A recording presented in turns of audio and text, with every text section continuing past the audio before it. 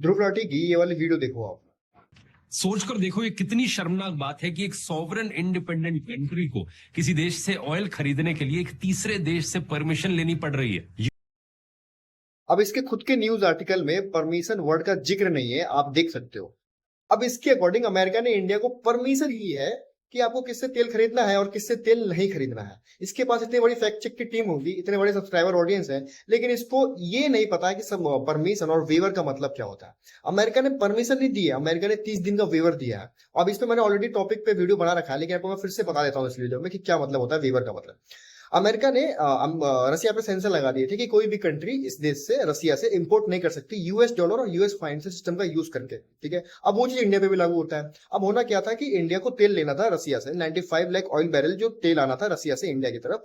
अब वो अटका हुआ है समुद्र में पेमेंट की वजह से, क्योंकि रसिया पे सेंसर लगे हुए हैं। यूएस डॉलर पेमेंट कर नहीं सकते, यूएस पॉइंट सिस्टम का यूज कर नहीं सकते, तो अभी वो जो तेल है अटका हुआ है। इधर क्या कर रखा है अमेरिका ने, ईरान पे जंग लड़ दी है इस चक्कर में कि हम 4 दिन में जंग जीत जाएंगे, लेकिन उल्टा क्या हो गया, ईरान अमेरिका पे भारी पड़ गया।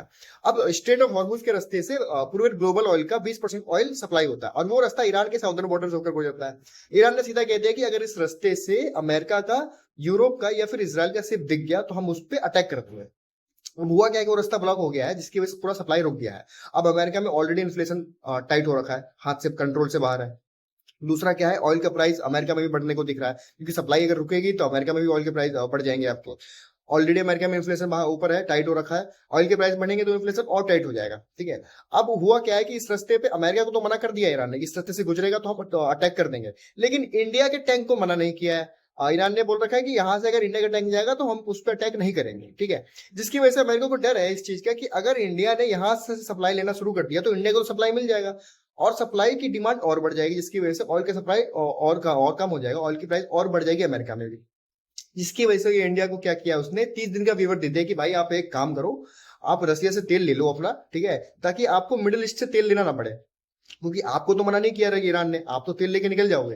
अगर आप तेल लेके निकलोगे सप्लाई और टाइट हो जाएगी और डिमांड और बढ़ जाएगी, इससे अमेरिका में और इन्फ्लेशन बढ़ जाएगा, अमेरिका में ऑयल के प्राइस और बढ़ जाएंगे। ठीक है, इस चक्कर में अमेरिका ने इंडिया को वेवर दे दिया कि 30 दिन का, ठीक है आप 30 दिन का टाइम है आपके पास, हमने सेंसर लगा रखा है यूएस रसिया पे, तो आप पेमेंट कर दो यूएस डॉलर, हमें कोई दिक्कत नहीं है, हमारी कंट्री कोई दिक्कत नहीं हो, आप पेमेंट करो और आप अपना तेल की पूर्ति आप उस कंट्री से कर लो। ये है आपका पूरा न्यूज, ये है, ये मतलब होता है वेवर का। परमिशन नहीं मिली, परमिशन अगर नहीं भी मिला होता तब भी इंडिया बिना कुछ सोचे समझे रसिया से तेल ले लेता। अगर यूएस डॉलर पेमेंट नहीं करता तो आपका इंडियन करेंसी में करता, बायलेटरल ट्रेड एग्रीमेंट का यूज करके करता, किसी भी तरीके से करता। तो आप थोड़ा ना अपने जनता को पागल बनाना कम करो, ठीक है। बाकी ऐसी फाइनेंस के नॉलेज